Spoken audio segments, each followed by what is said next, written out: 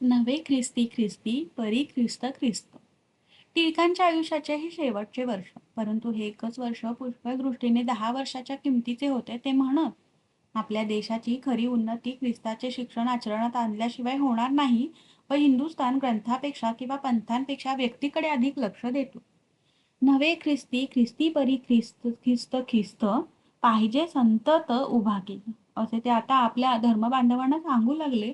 व ख्रिस्ताला त्यांची अशी प्रार्थना असते की माझा आत्मा जसा आरसा पाहो जण त्यामाजी तुला, रहा विचारी मम उच्चारी आचारी तू रमविमला.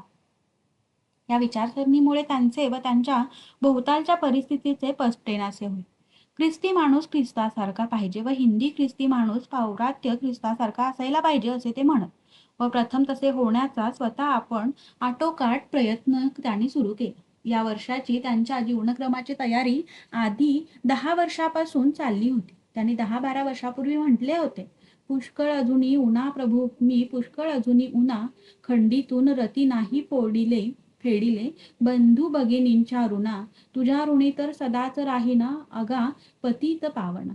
हे उणे पण नाहीसे करण्याचा त्यांनी आटोकाट प्रयत्न केलेला होता. त्यांनी जन्मताच आणलेले कित्येक दोष या काळात हळूहळू नाहीसे होत होते. या शेवटच्या वर्षात अगदी नाहीसे झाले होते असे म्हटल्यास ती अतिशयोक्ती होणार नाही. त्यांचा रागीट स्वभावच उदाहरणार्थ घेतल्यास ते स्वतःचा अपमान झाला म्हणून पूर्वीसारखे एकदाही रागवलेले दिसले नाही. मात्र या रागाचे रूपांतर सात्विक संतापात कित्येक वेळेला होत असे. टिळकांना आता पगारी काम नव्हते. लिहिण्यावर थोडेसे पैसे कधी कधी मिळत, तेवढेच.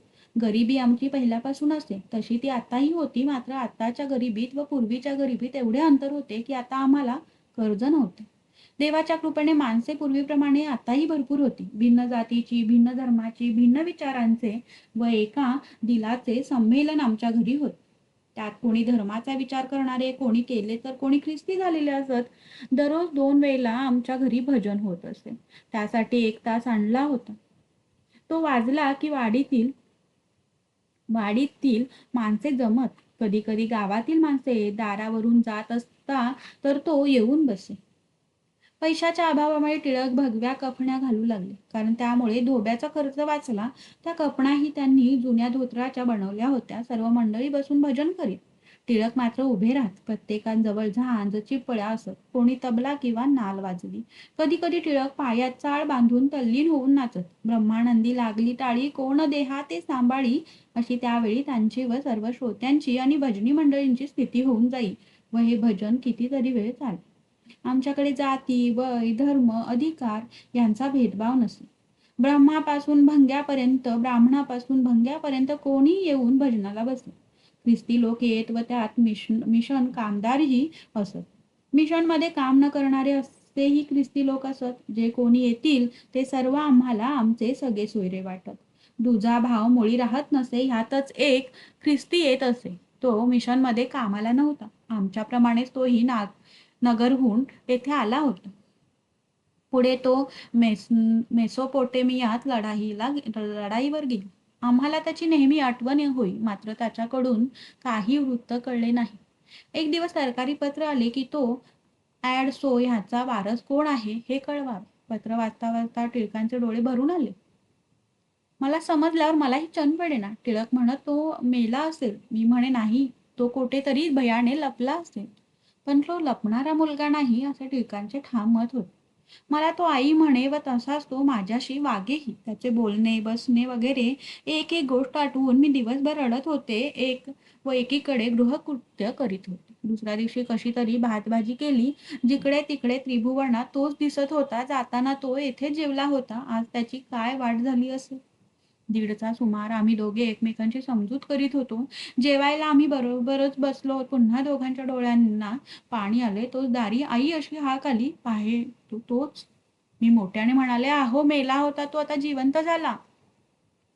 आता आम्हाला दुःखाश्रूंबरोबर गिळवत नसलेली तीच भाजी भाकरी आनंदाश्रूंबरोबर अमृतासारखी वाटली. जाताना त्याच जागी बसून त्याने तीच भाजी भाकरी खाल्ली होती. आजही तसाच प्रसंग. मात्र आजच्या भाजी भाकरीत अमृत होते. आता हे गृहस्थ अमृतराव त्रिभुवन नगरास मोठे वकील झाले आहेत. सातारला आमच्या बंगल्याजवळ मिशनरींचा बंगला होता. त्यात राहणारे मिशनरी मोठे प्रेमळ होते, पण त्यातील एक मिशनरी बाईंना डिसिप्लिनचे फार वेड होते. ठराविक वेळात ठराविक गोष्टी झाल्या पाहिजेत व त्या ठराविक पद्धतीने झाल्या पाहिजेत, अशी काही काही मते डिसिप्लिनवाल्यांची असतात व त्यांचे आणि भावनाप्रधान लोकांचे बहुत करून कधी पटत नाही. तसेच येथे झाले. टिळकांकडे घंटा घंटा भजन चाले. ते ह्या बाईंना खपेना. त्यांनी आपल्या कामगारांना आतून ताकीद दिली की भजनाला जायचे नाही. पण ही मंडळी बाईच्या ताकदीला धाब्यावर बसून भजनाला येऊ लागली. तशी बाई अधिक चेतली. त्यांनी 1-2 नोकरांना घरी बसवले. टिळकांनी त्यांना ताबडतोब दुसरी कामे लावून दिली. यावर पुढे युद्धकांडाला सुरुवात झाली. बाईला वाटे आपले नोकर लोक आपल्यापेक्षा टिळकांना अधिक मान देतात. आपले वजन कमी झाले. टिळकांना वाटे आमच्या ख्रिस्ती लोकांना बाईने गुलाम बनवले. त्यात वेळेला टिळकांनी हा अभंग लिहिला आहे.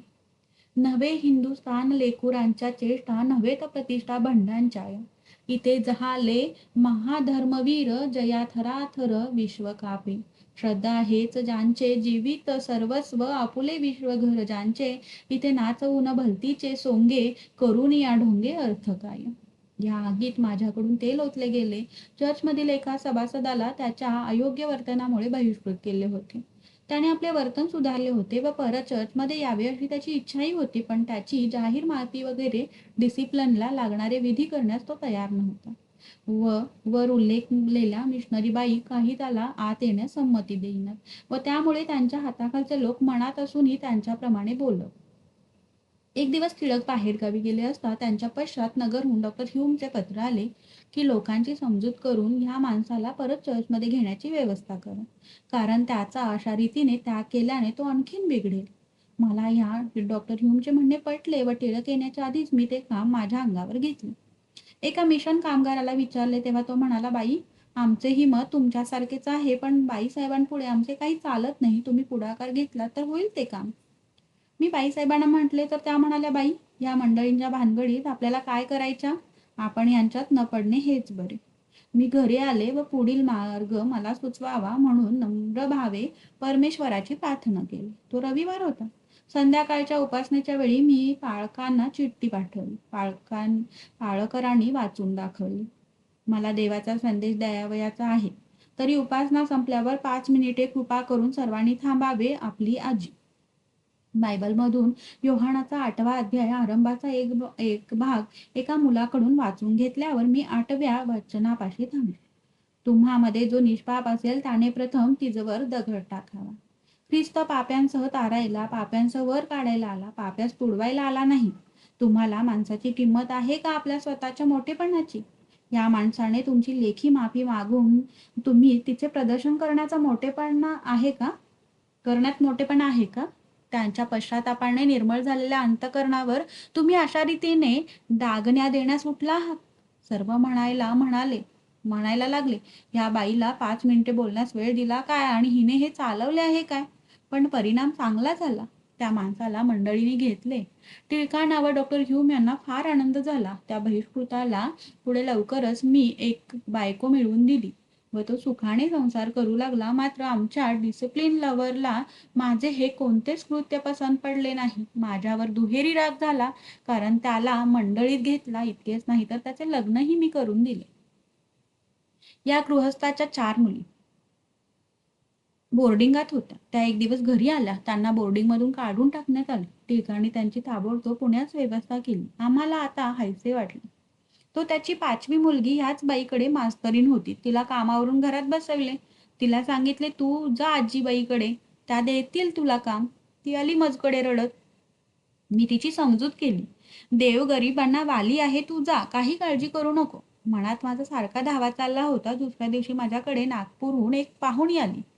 तिचा मुलगा 100 रुपये मिळवता होता. त्याचे लग्न झालेले नव्हते. बाईने मला एखादे स्थळ आहे का म्हणून विचारले. मला फार आनंद वाटला. घर बसल्या स्थळ आले. मी तिची विहिणीप्रमाणे बडदास्त ठेवली. तिला मुलगी आणून दाखवली. मुलगी पसंत पडली व लवकरच लग्न समारंभही झाला. अगदी पहिल्यापासून आम्हाला दोन्ही गोष्टी मिळत गेल्या. बिनभाड्याचे घर व गावात अगदी घरच्यांसारखा डॉक्टर. नगरात डॉक्टर सोराबजी, साताऱ्यात डॉक्टर केळकर, पुण्यात डॉक्टर गोरे, मुंबईत डॉक्टर दांडेकर व आता नाशकात डॉक्टर गुप्ते. एक दिवस गावात माझे कीर्तन व्हायचे होते, पण आदल्या दिवशी मला बराच ताप आला. टिळकाने डॉक्टर केळकरांना चिठ्ठी पाठवली. तिला बरे नाही, ताबडतोब या. चिठ्ठी संध्याकाळी गेली. डॉक्टर घरी नव्हते, कोठे खेड्यावर गेले होते. घरी येताच टिळकांची चिठ्ठी. बरे काय होते काय नाही हे चिठ्ठीत काहीच नाही. रात्री 10चा सुमार. डॉक्टर साहेबांच्या हाताखाली त्यावेळेस माणूस नाही. पोटात कावळे कोकलत होते. बरोबर काय काय औषधे घ्यायची हे ठरवता येईना. तेव्हा मला जेवढे रोग होणे शक्य होते तेवढ्यांची आटवून आटवून त्यांनी औषधे व आयुधे एका भल्या मोठ्या बॅगमध्ये भरली. तांगा होता, पण तांगेवाला नव्हता. तेव्हा तांगा स्वतः जोडला, ती बॅग तांग्यात ठेवली व डॉक्टर साहेब तांगा स्वतःच हाकलीत आमच्या बंगल्यावर आले. त्या वेळेपर्यंत माझा ताप उतरला होता. डॉक्टर म्हणाले, अगं थेरडे, तुला झाले तरी होते काय? साप डसला का कॉलरा झाला का झाले तरी काय? मी किती घाबरून गेलो. मला हसू येऊ लागले व वाईटही वाटले. मी म्हटले, डॉक्टर माझे आहे उद्या कीर्तन. तेव्हा म्हटले, ताप नको उद्या यायला. डॉक्टरने औषधाऐवजी आपल्या हातातल्या छडीचे 2 तडाखे माझ्या पाठीत लगावले. अर्थात ते प्रेमाचे असल्याने त्यावर त्यांना पुन्हा औषध चोळावे लागले नाही. मग डॉक्टरांनीच मला कांजी करून पाजली. दुसऱ्या दिवशी माझे कीर्तन झाले व कीर्तनास दुसरीकडचीही आमंत्रणे येऊ लागली. फ्रिचले नावाच्या एका युरोपियन गृहस्थाचेही आमंत्रण आले. फ्रिचले मिशनरी नव्हते, एक शिल्पकार होते. त्यांना कोणी आमच्याबद्दल सांगितले होते. ते अत्यंत धार्मिक वृत्तीचे गृहस्थ असल्याने त्यांनी आम्हाला बोलावले. दत्तूचे लग्न झाल्यानंतरचा हा पहिलाच नाताळ होता. दत्तूने सूनबाईसह सातारला यावे असे माझे मत होते, पण दत्तूचे पत्र आले की आम्हीच मुंबईस यावे. टिळकांना आडेवेडे घेण्याची कधी सवय नव्हती. त्यांनी हे म्हणणे ताबडतोब कबूल केले व आम्ही दत्तूकडे मुंबईस गेलो. आम्ही येणार म्हणून 8 दिवस बसून दत्तूने एका पुस्तकाचे भाषांतर करून ₹500 मिळवले होते. तीव्र जाणीवेनंतर दत्तूचा हा उद्योग पाहून टिळकांना त्याचे फार कौतुक वाटले. आम्ही मुंबईस आलो. चिक्की दत्तूकडे होती. तारा सेंट कोलंबियामध्ये राहत असून कॉलेजमध्ये जात होती. पहाटे आम्ही भायखळ्याला पोहोचलो. दत्तूने खाली येऊन सामान वर नेले. आता डोकावून पाहतो तो सूनबाईने पथारी धरलेली. तिला एक घोट पाणी जिरण्याची मारामार. पण मुलीचा आजार तिच्या आईबाबांना मानवलेला दिसला. आम्हालाही आनंद वाटला. येताना मी तयारीने आले होते. तळणमळण तेवढे राहिले होते. ते बेबीने व चिक्कीने अंगावर घेतले. सुनेला काही येत नव्हते किंवा ती करण्याची टाळाटाळ करीत होती असे नाही, पण तिच्याच्याने काही होत नव्हते. तिने तसेच मुलींना हाताबोटाशी धरून थोडे थोडे केलेच. माझे कीर्तन होते तेव्हा मी त्या गडबडीत होते. हा आमचा सर्वांचा शेवटचा नाताळ. आम्ही तो फार आनंदात घालवला. सुनेने सासऱ्याला कपबशा व केटली वगैरे चहाचे सामान, नाताळचे बक्षीस दिले व मला लुगडे दिले. नाताळ झाला. नव्या वर्षासाठी आम्ही लोणावळ्यास जाण्याचे ठरवले. तेथे प्रिचेल साहेबांनी आम्हाला भजन कीर्तनासाठी बोलावले होते. पत्रव्यवहाराने व 1-2 भेटींनीही त्यांची व माझी फार चांगली ओळख होऊन त्यांना टिळकांबद्दल अत्यंत आदर वाटू लागला होता. लोणावळ्यास आम्ही नव्या वर्षाच्या आदल्या दिवशी गेलो. माझे कीर्तन झाले. रात्री वॉच नाईट झाली. 1919च्या पहिल्या दिवशी आम्ही प्रिचल साहेबांचे पाहुणे होतो. दुसऱ्या दिवशी निघताना साहेबांनी टिळकांच्या हातात ₹500चा चेक ठेवला. नंतर आम्ही पुण्यास गेलो. तेथेही माझी कीर्तने झाली आणि आम्ही ₹500च्या गठडीसह साताऱ्याला पोहोचलो. आल्याबरोबर डॉक्टर अर्नेस्टचे अंधारात घेतलेले रुपये त्याला अंधारात परत केले व माझा जीव खाली पडला. टिळक नेहमी प्रार्थना करीत की देवा मला दरिद्री ठेव, मला पैसे नको. मी प्रार्थना करीत देवा मला कर्ज नको. आमच्या दोघांच्या प्रार्थना देवाने ऐकल्या. टिळकांची एक कविता आहे की ह्या पैसाचे नकोत आमच्या करास हृदया चटके. आमच्या दोघांच्या प्रार्थना परमेश्वराने ऐकल्या व त्याने त्या आमच्या दोघांच्या वृत्तीत फरक करून ऐकल्या. मला पैसा हवासा वाटेना हे टिळकांच्या प्रार्थनेचे उत्तर व टिळकांनी कर्ज करण्याचे सोडून दिले हे माझ्या प्रार्थनेचे उत्तर. त्यांनी आता कर्ज करण्याचे अजिबात सोडून दिले. आता आम्ही कोणाचेच देणेकरी राहिलो नव्हतो व टिळकांच्या मागे मला किंवा दत्तूला कोणाचेही पैसे द्यावी लागले नाही.